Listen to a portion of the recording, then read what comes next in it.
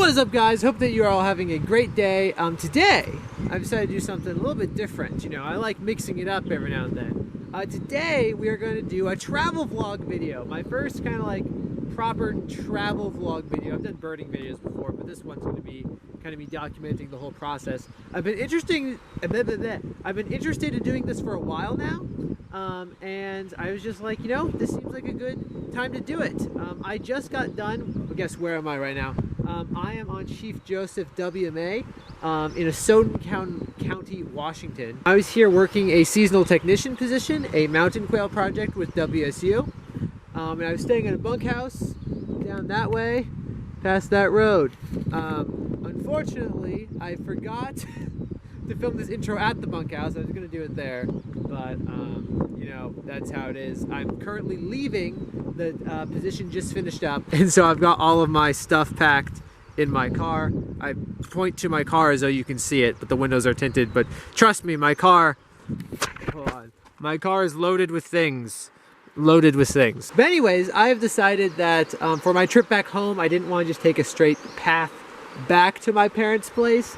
Instead, I am going to go through Central Washington, because I haven't really spent that much time in Central Washington, and kind of explore and bird around there. One of my main goals, downy woodpecker. One of my main goals is to try and see a lot of the old evidence that was left from the floodwaters from Glacial Lake Missoula.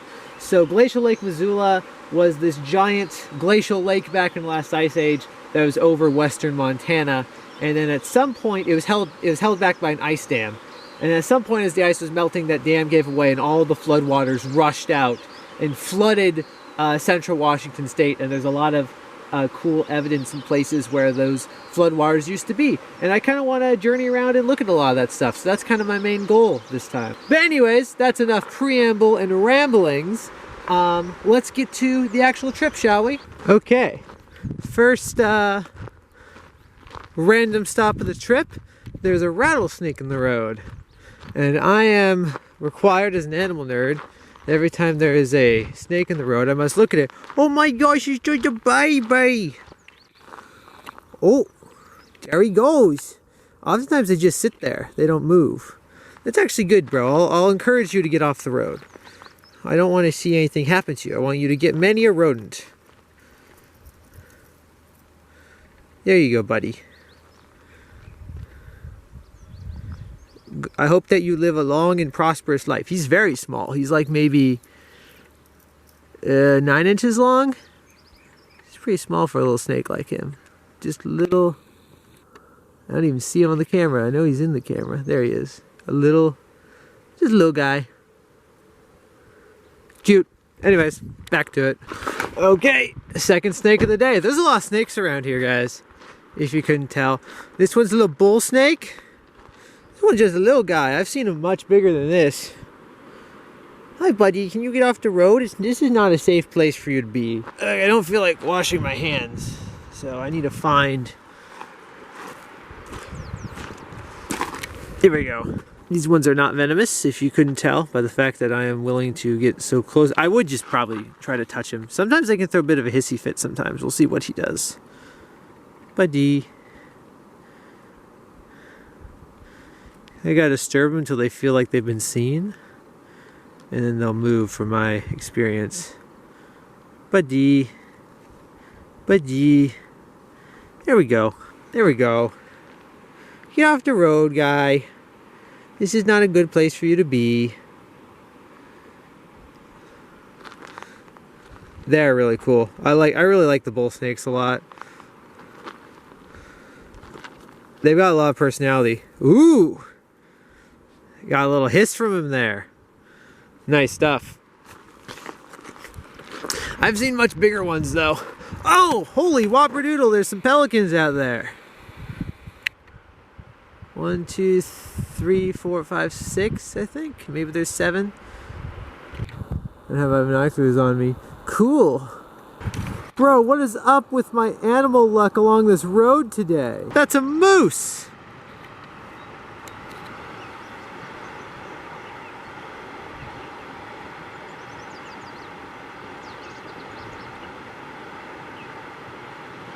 That is awesome. That's crazy. The first moose I've ever seen here. mean, not the first moose I've seen, period, but seen here. She's just gonna swim across that river.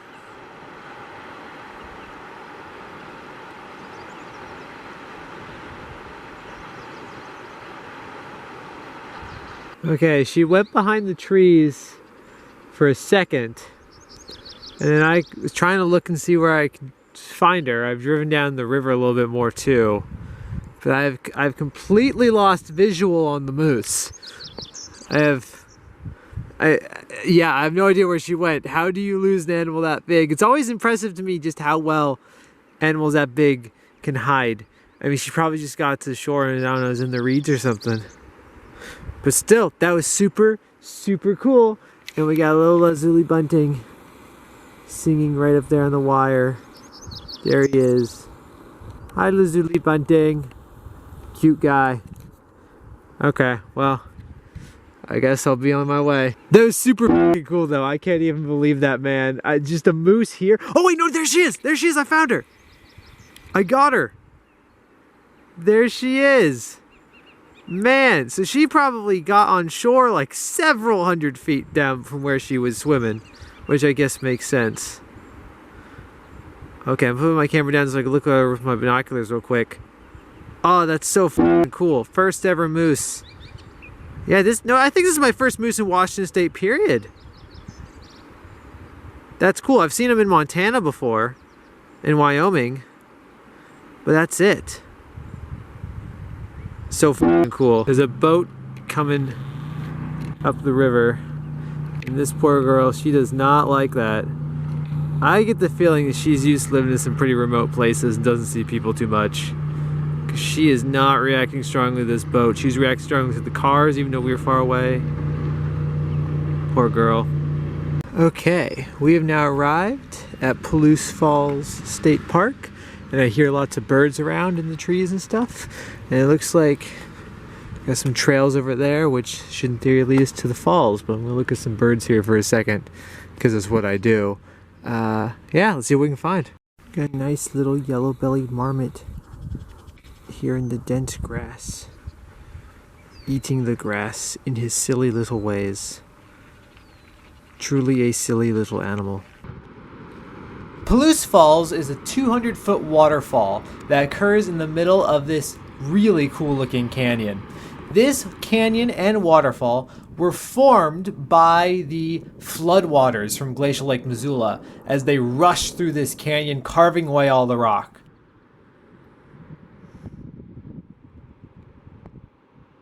Now only the Palouse River in the center of it remains, but at the time this whole canyon would have been filled all the way up with the floodwaters. And getting to stand there and imagine what that massive torrent of water would have looked like was really, really cool.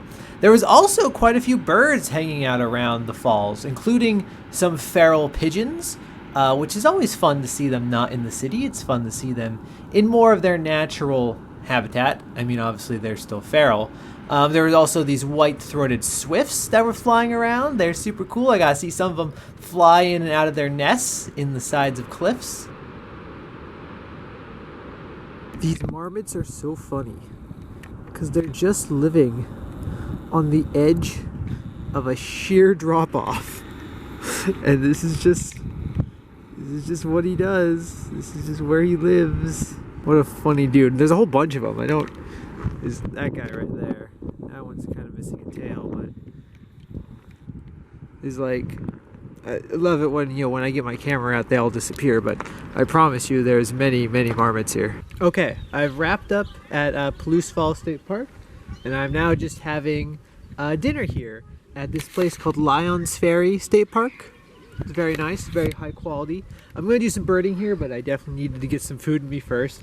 I had some leftover pizza, and now I'm just eating this bowl of broccoli.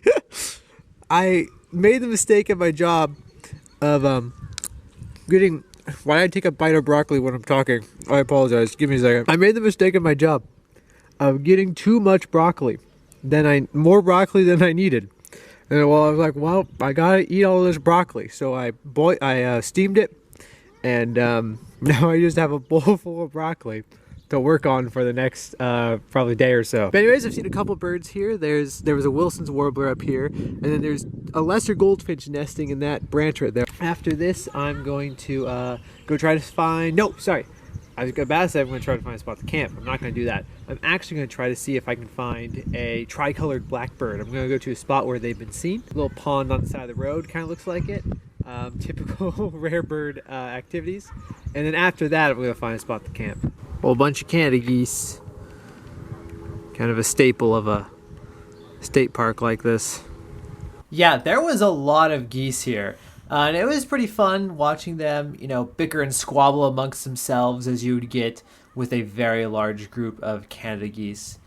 But after I was done watching them, I made my way out on this long, narrow walkway to an island that was in the center of the river. And out there, I found a pelican, was definitely the highlight. I wasn't doing too much, it was just chilling, but pelicans are always really cool to see.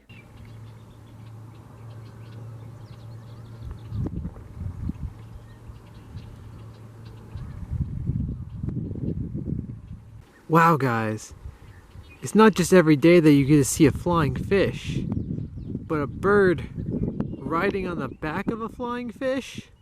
One a gazillion. I don't know how well he's going to come up on camera, but we got a racer. Racer! We completed the trifecta today of the 3 most common snakes in the area. Rattlesnakes, gopher snakes, and racers. Well, I guess I'm in a different area now, so I don't know if those 3 are still as common here as they were back where I worked. But at the very least, back where I worked, those were like the 3 that I saw. After the snake encounter, I began to make my way back to my car. I saw this epic little California quail hanging out in the bushes.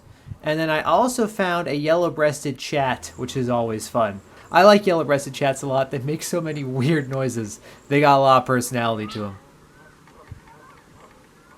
Okay, guys, I'm just in my tent here to try to reduce wind on the microphone. But I just got set up in my campsite. I'm at Lower Goose Pond, right next to Lower Goose Lake, one of those names. It's right next to Columbia Basin National Wildlife Refuge. I did try to look for the tricolored blackbird. Well, I drove up to the spot where eBird had said it was. Anyways, I pulled up there, and it was saying that, the access was, you need to get permission to be there and stuff. I don't know what the whole deal was, so I went, I don't know. So I just left. So I just left, and then now I'm here. And I just got my tent set up. I'll show off the area here in a second. But yeah, when I first got here, there was a car here with a boat trailer. Some people were out on the lake. But now it's just me. Okay. So, there's my car. Here's my tent. I would sleep in the car, but because I'm moving back home from a tech job, my car is full of shit, and as a result, I don't have room to sleep in my car, so I'm sleeping in that thing. It's going to be a bit windy tonight. I'm pretty sure it's nice and secure. I'm going to have lots of weight in it, which is really the big thing, to make sure that we don't blow away. But look! Cool things, cool place. Look at this place. Wow. Wowie, wow, wow. What a lake. What a place. So I'm going to start getting ready for bed, and then we're going to try for the tricolored blackbird again at a second spot that's near here, near Columbia National Wildlife Refuge. When that works or doesn't work, then I'll go on a little hike there, and then the main goal today, tomorrow is to visit Dry Falls State Park, which is a waterfall that would have formed during the Glacial Lake Missoula floods. And it would have been a waterfall that's even bigger than Niagara Falls. It's dry now, obviously there's no water there because the Ice Age flood is no longer happening, but it'll still be really, really cool. Whoa, big beetle! Beetle by tent! Big ass beetle! Big beetle boy! I saw this species of beetle before. Crawl on my hand, big beetle boy. Big beetle boy, I love you. Broski. I just want to be friend. Friend. I am friend, not foe. Hold on. No, buddy. Come on. I've finally done it. I have gotten the beetle. He is mine now. I saw this piece of beetle back where I worked. I don't know what kind he is, other than big. But I let him crawl in my hand. He's a cool little guy. I like him. I enjoy him much. This one's not very active. This guy's like, what on earth is happening now? Cool. Look at him. He's just a little... He's just crawling around. He's just a cool guy.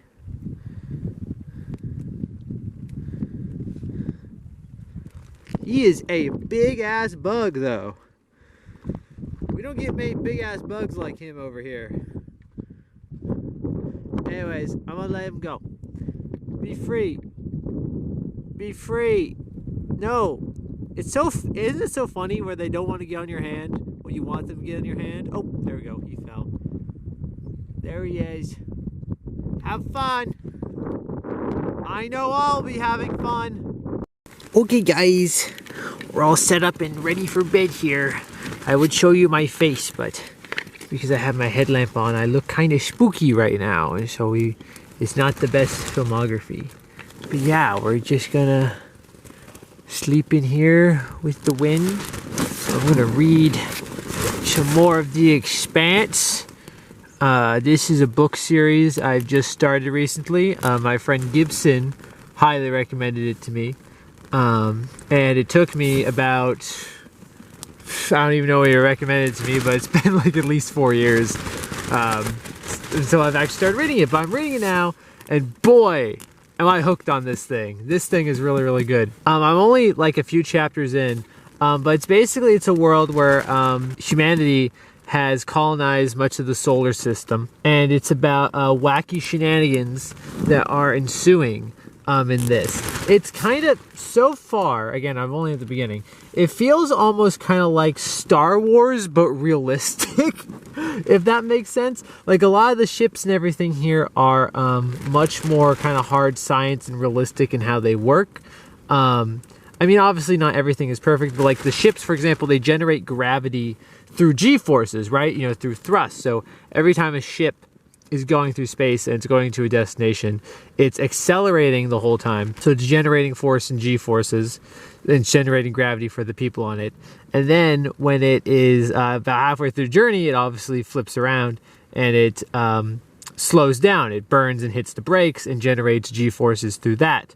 So that way everyone is experiencing G-forces like that. I've only seen one ship battle so far. Well, seen red. And I guess it was also more of a massacre than an actual battle. But again, it's also like, you know, they're like, oh no, an enemy ship is approaching. It's 200,000 kilometers away. And then they're just like, you know, the ship fights the other one from 2,000 kilometers away. Yeah, anyways, I'm really, really enjoying this. I recommend it. I know, as you can see now, a Prime Original Series. I'm not too sure. I know it. Blah, blah. I know that this has a show out now. I've never seen it. I don't know to the quality of it. But this book, man, I cannot believe I haven't started it sooner. I'm really enjoying it, even though I'm only just beginning. Yeah, very much my kind of thing. Anyways, I don't know when this became the Eric tries to sell you on reading The Expanse, a book that he just started video. But anyways, bedtime. I'll see y'all in the morning. Good night. I don't know if you can hear that, but the coyotes are howling.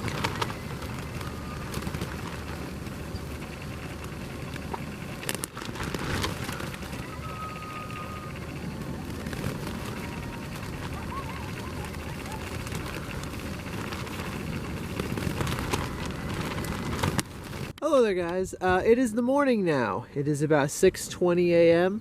The sun's been up for a little bit because it's the summer, and so, you know, the sun does that. I didn't sleep that amazingly last night.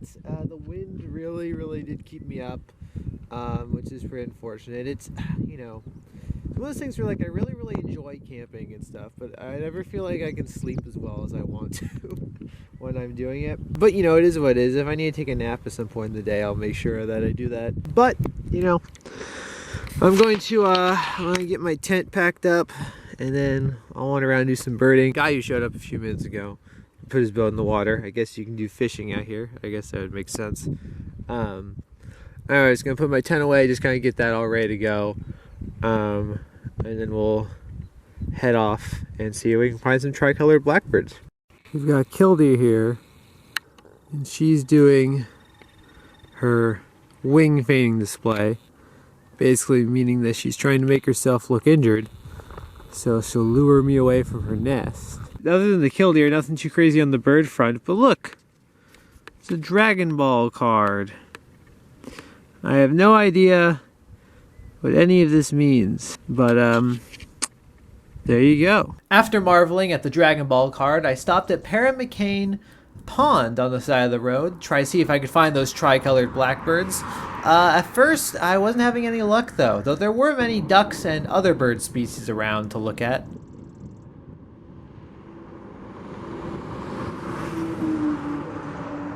Yellow-headed blackbird. What I love about the yellow-headed blackbird is his name. His scientific name is Anacephalus. There he goes. But that name translates to basically yellow-headed yellowhead. So that is the yellow-headed yellowhead right there. Then, really far away, I saw 3 blackbirds foraging. And after close examination, it appears as though they had a white wing bar and not a yellow one, which means I had finally done it. I'd found the tricolored blackbirds. Okay guys, this is very exciting. I was just able to, oh sorry Killdeer, I was just able to get my lifer tricolored blackbirds. They were just hanging out there. There was 4 of them, 4 males together. Got some pretty decent looks to them. I do wish that they were a bit closer, but given the fact that it both looked like they had white under their wings instead of a yellow patch under the red patch, and the fact they're hanging out together, which seemed kind of weird for me for red-winged blackbirds at this time of year because they're more territorial than tricoloreds are. Tricoloreds are colonial nesters. They nest in groups, so they're not really territorial in the same way red-wings are. Makes me pretty confident that those are tricolored blackbirds, which is super awesome. Very, very cool. But anyways, I've spent enough time here. We are now going to go back up and see if we can find something cool at the Columbia National Wildlife Refuge. I'll see you then. Okay, we're at a trailhead here on the Wildlife Refuge. I'm going to get out and do some hiking here in a second, but before I did, I got out this cool map I got of the Ice Age floods, because this is not just a birding trip, in case you've forgotten. This is also a visiting areas that got flooded by Glacial Lake Missoula's outflow. So this is where we were yesterday, Palouse Falls State Park. See, like, you know, a bunch of the water came through here. So like all this pale blue is obviously like areas that got flooded. Glacial Lake Missoula was over here. This was what the lake looked like. A lot of water here, but you know, because of the high mountains, it's all kind of skinny. And then it flowed out like that into the Columbia River. Anyways, we were there yesterday. And then I drove down through this area, which I don't know if you can see very well, but did get flooded too, kind of through that little canyon. And then now we're all the way up. We're basically right here. So all the stuff around us was underwater for a brief period of time when the flooded waters came through. So basically this whole landscape around us, we'll see the landscape better when I get out of the car obviously, was carved by this flood, by these floods. There was a few floods. Glacial Lake Missoula got blocked and refilled and flooded multiple times. But as the floodwaters went through, it is what basically removed a lot of the bedrock, removed a lot of topsoil, and caused this kind of cool braided channel system among all of the rocks here. And it looks pretty neat. I'm very excited to walk through this and show it off. And then after that today, I'm going to be driving up north here, basically through Quincy Basin, which was also flooded as well. Soap Lake's about here, I think. And then I'm going to be visiting Dry Falls State Park as well, which will be up here. Anyways, that's enough blathering on about that. Let's get outside and walk around and see the landscape and do some birding. So here we are, the Drumheller Channels. We're in a channel right now, as it turns out. There's many of them, but this is the one we're in. So, you know, imagine, if you will, just the floodwaters rushing down through here and carving this, right? Like, it's just like a river delta forming, only except quite a bit bigger, and forming these channel through the basalt. Pretty crazy. You know, I mean, for the most part, for stuff like this, you typically think of it being formed on the slow scale of like geologic time, slow erosional processes. But these, I mean, there's a few floods, but it's being formed by these massive amount of water just flowing through here and carving this out. I mean, obviously it's just one. There's many of these channels. Like, you go on the other side, it's kind of like a river delta through here of channels from floodwater. Pretty cool. Just excellent. Flush this mule deer from down in there.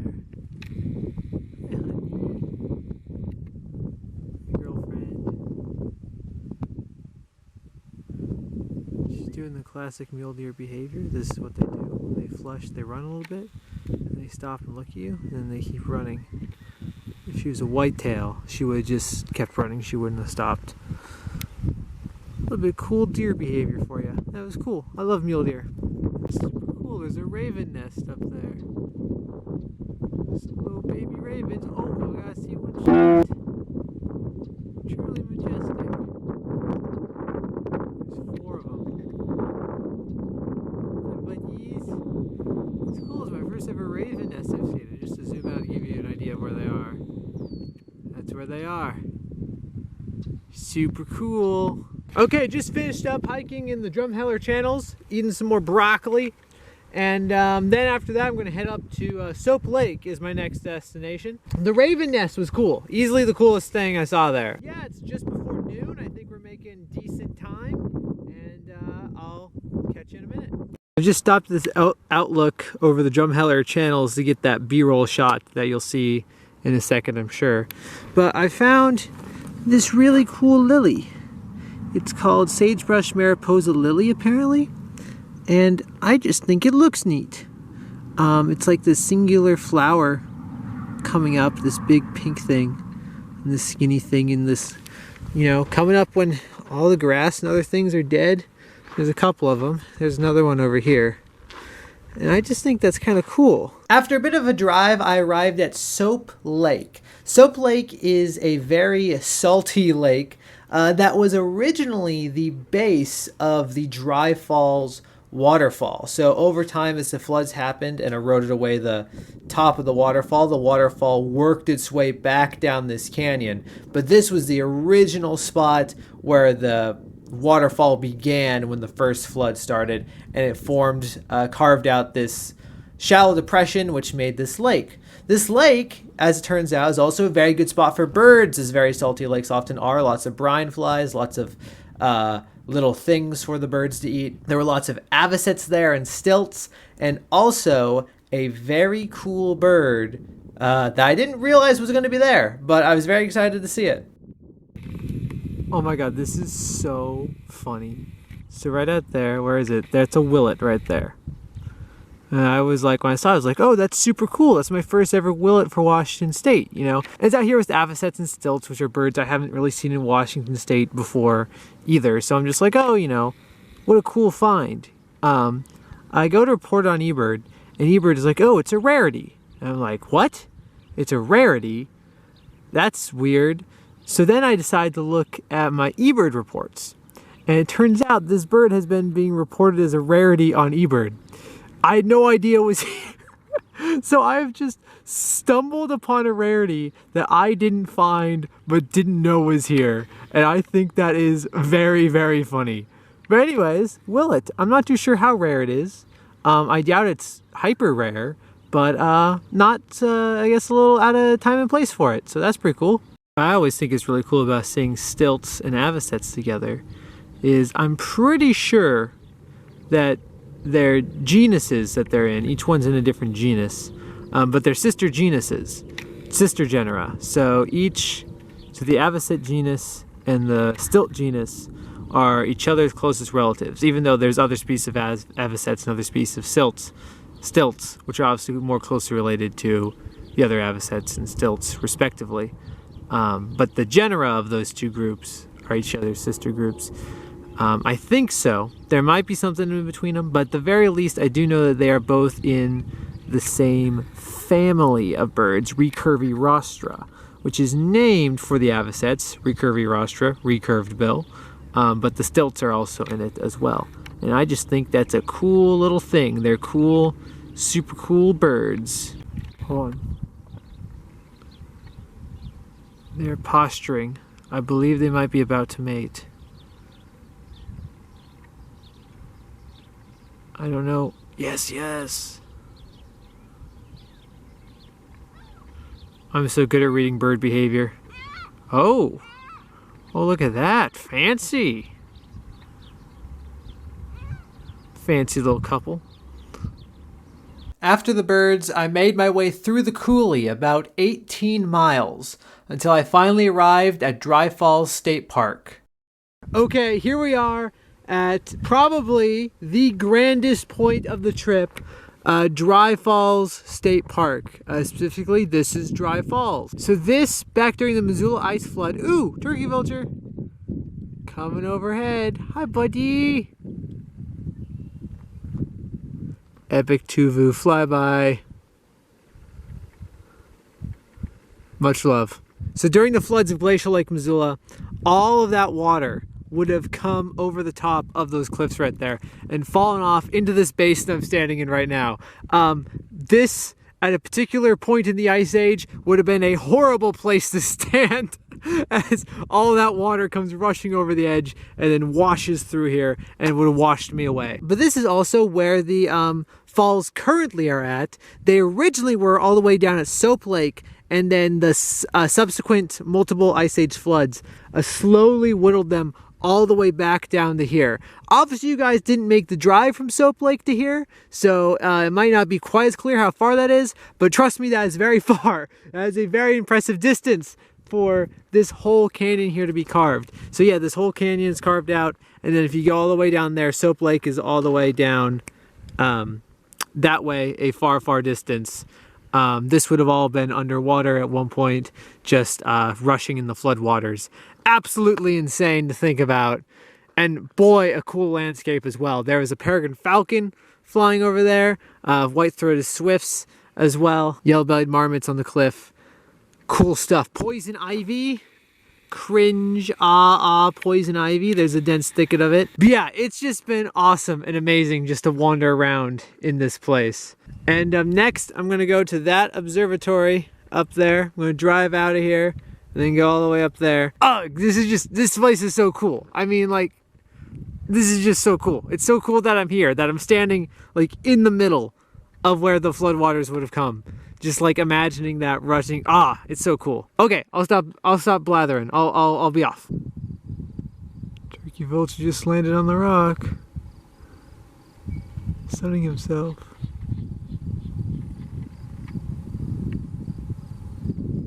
Yeah, it's another snake-o.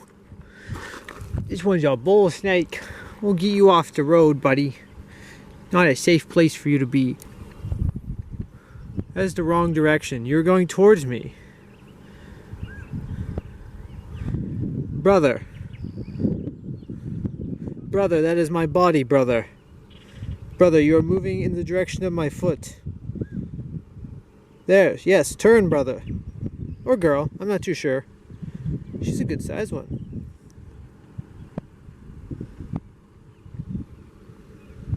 You're okay. Oh, there goes the head. Ooh, and the hiss.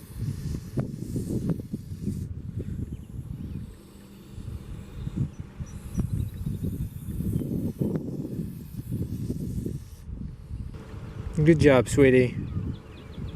You're doing great. Keep slaying. I then made my way up to the observatory, which was just a gorgeous, gorgeous sight indeed. Truly, what an awesome place this would have been to see back in the Ice Age.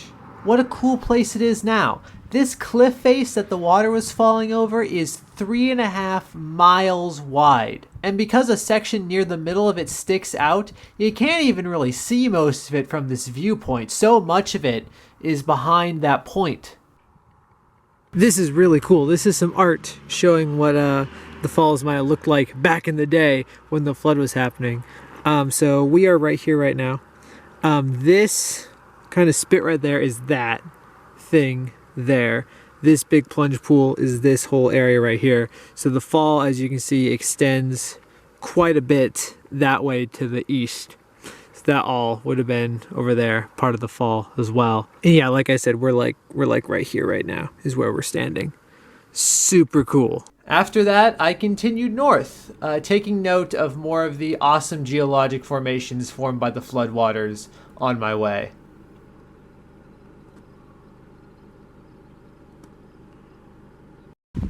Just stopped by the side of the road. We got all these turkey vultures flying around. I just stopped to watch them for a little bit. But it got me thinking. I have to do some research on this, see if there's any. I'm wondering if there's any research as to their social dynamics, right? Because turkey vultures are clearly very social birds. I see them in groups not infrequently. But I wonder what exactly, like, what the dynamic is with them in the flock. Like, are all these birds, like, are they family members? Are they related to each other? If they're not, then do they know each other, right? Do they have like a hierarchy kind of a system?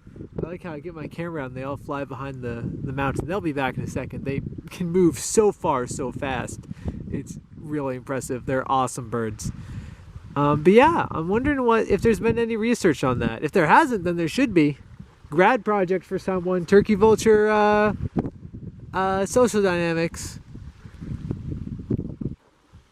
Also, hold on, just to spin around and show where I am. That's Steamboat Rock. I'm like right next to it. Man, they just proper took off behind the hill, didn't they? And then here's a shot of the Grand Coulee Dam, which I drove by on my way north to the place where I was going to be spending the night. And this marked the end of the trip for me. This truly was an awesome few days that I got to do. It was just great getting to drive through a spot of the state that I'd rarely been in before and really getting to marvel at the geology and awesomeness of the ancient past that used to be here. Well, it is still here. We have the remnants of it, right? And just the scale of this was truly awesome. And the birds were great as well. It was a great little trip that I did, and I'm very happy I was able to do it. Anyways, here's a shot of a hermit thrush that I filmed on my way through North Cascades National Park on my way home. And with that, I'm going to leave you there. Have a great rest of your day, everyone.